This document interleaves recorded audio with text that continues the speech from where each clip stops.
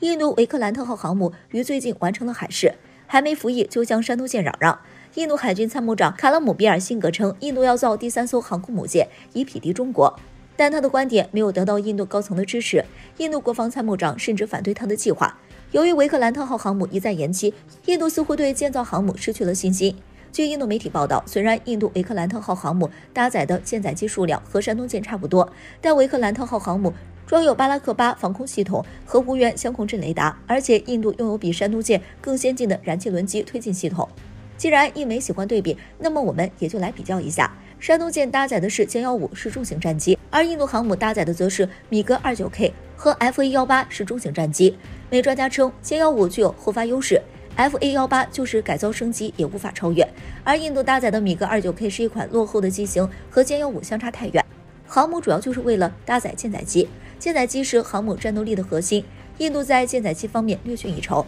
山东舰装备有红旗01和1130型近程防御武器系统，印度装备的是以色列的巴拉克巴中程防空系统，该防空导弹飞行速度只有2马赫，拦截距离为70至100公里，而我军的红旗10的防空系统拦截距离为3至10千米，飞行速度2.5马赫。1130防空系统拦截距离为0至4千米。印度维克兰特号航母有这一重大缺陷，可能在战争中被迅速击垮。山东舰装备的是主动电子扫描阵列雷达，而印度维克兰特号航母装备的是无源相控雷达。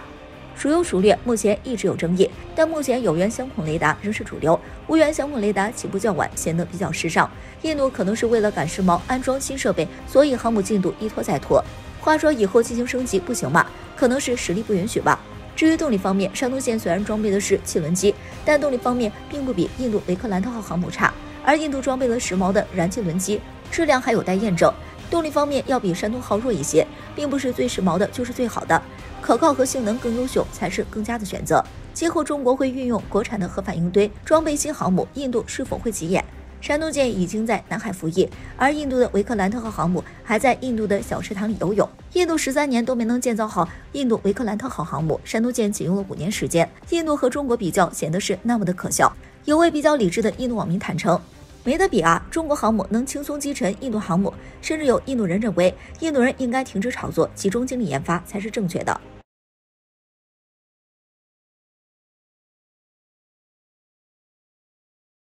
据报道，在被问及美国军事力量时，美国海军上将约翰·阿奎利诺直言，美军实力非常强大，早已登上了世界军事力量排行的最高宝座。在提到美国军事力量呈现衰弱的事实时，约翰·阿奎利诺直接矢口否认这一点，认为这是一个不正确的评价，这是一种污蔑。这句话太过肯定，让人无法信服。从之前的英国航母败走事件来看，英国航母在离开中国南海后前往的地点让人意外，却又在情理之中。关岛基地以关岛为中心，是美军联系本土和太平洋的重要军事枢纽，而英国航母前往的路线很微妙，其经过的菲律宾海正是美国关岛基地的直航路线。很明显，英国前往中国南海试探中国的一系列反应，其背后就有美国的示意，而美国的目的也很明显，就是让英国去试水，顺便炸出中国的军事实力。但其实让我们疑惑的一点就是，美军叫嚣全球第一，却没有自己出面，这可能是美军不想自己动手，想不劳而获地获取对手的水平。但是所谓的知己知彼，百战不殆，其实就隐藏着深深的担忧，对对手的实力有所忌惮，这不是没有道理的。拜登政府频繁对华释放恶意的背后，就隐藏着美国对华深深的忌惮。中国不断崛起，逐渐拉小了与美国的差距，美国所谓的霸主地位面临崩塌。在这种情况下，美国的危机意识剧增，拜登也疯了。美国对华不断挑衅，疯狂打压中国，在涉台问题上踩低中国，给中国制造大量麻烦。对于美国的一再挑衅，中国态度强硬，中国重提领土主权意识，警告美方要收起自己的小心思，不要再插手中国主权问题，如有再犯，中方绝不姑息，公开进行处刑。而美国所谓的小伎俩根本就不够看，阴谋只会带来悲剧，让自己难堪罢了。估计美国海军上将都没有预料到，在中国还未表态时，美国人公开打脸。据其所说，美国海军虽然强大，但不是一定会赢。美国海军已经失败5次了，如果不及时发现自己的问题，紧跟时代，很有可能就会被淘汰。这场现场大翻车堪比车祸现场，网友直呼场面太难看。而美军所谓实力荣登第一，大概率也是美国的一个自我安慰，在美国霸权没落上的最后疯狂。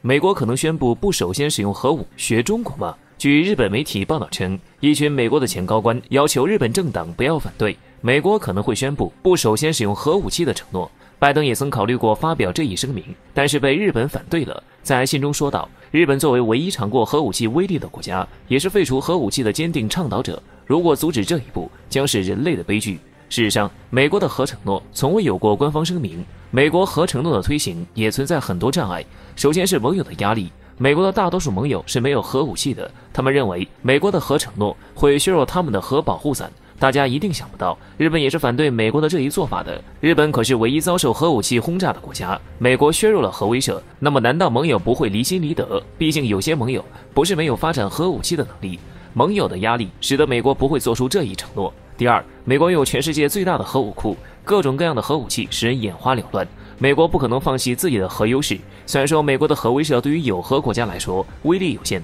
但是这个世界上大多数国家是没有核武器的。按照国际废除核武器运动组织发布的报告表明，19年美国军费上涨71亿美元，2020年美国各项开支都有一定比例下降，但是核管理安全费用上涨19%，可见美国根本没有想过削减核武，或者说承诺不首先使用核武，不然需要如此庞大的核力量威慑吗？第三，关于核武器的认定也是存在争议的。美国将小型核武器从核武器中剥离，叫战术武器，从而也就改头换面成了常规武器。可是美国的战术武器足以毁掉半个纽约，所以美国的承诺说的只是大型的核武器，这就和其他国家的核武器认定存在误差。这也就难怪俄罗斯总统普京态度如此明确，我不管你发射的是什么，只要对我发射的导弹，我都默认是核弹。这里还有一个最关键的问题是，美国的核承诺可信吗？美国政府的公信力确实不咋地。美国的国策变化毕竟反复，早在奥巴马时期，美国就想通过这项承诺，但是到了特朗普，反而向相反的方向发展。可以说，美国的每届政府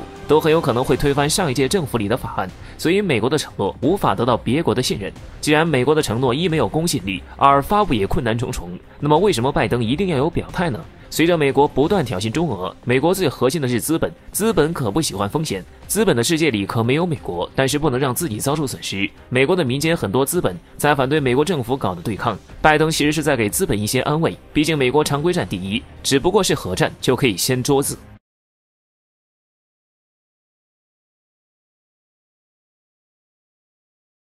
近日，我国在南海进行了大规模演习，其中有3艘055型驱逐舰参加军演，引起网友热议。055型南昌舰作为一代驱逐舰的顶峰，有航母带刀侍卫之称。此次英军航母没有硬闯南海，055型驱逐舰立功了，不战而屈人之兵，是我们想要的结果。美英没能达成既定目的，中国获得了胜利。据印度媒体最近报道称，055型驱逐舰装备有130毫米舰炮、1130近防炮、红旗10防空导弹、32管多功能发射器、新型 S 波段有源相控阵雷达、双直升机机库。055型驱逐舰可发射反舰导弹，对航母进行精确打击。连美国朱姆尔特级驱逐舰也很难媲美。美国在驱逐舰方面已经被中国赶超。20年前，中国造不出一艘像样的军舰，不得不从俄罗斯购买军舰。10年前，中国只能进行沿海防御，现在已经能够慢慢的走向深蓝。055型驱逐舰动力装置与英国伊丽莎白女王号航母相当，航速可达32节，甚至更快。在机动方面达到了航母级别，112个新型冷热垂直发射系统，可发射反舰、反潜、防空、巡航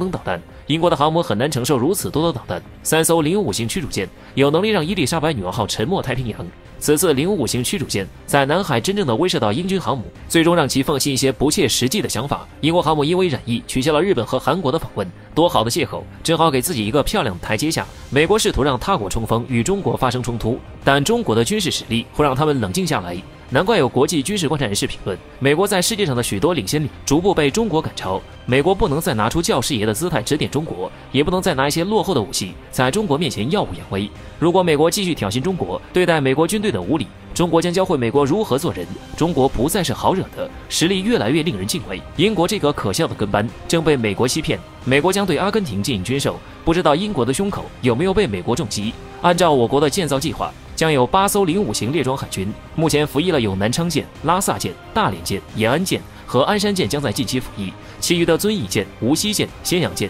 将于2023年服役。055型只是目前最好的选择，以后也会有更多更先进的军舰列装海军，或许下一艘先进的军舰将会是自己的家乡命名。中国海军将会越来越强，美国人欺负人的日子要结束了。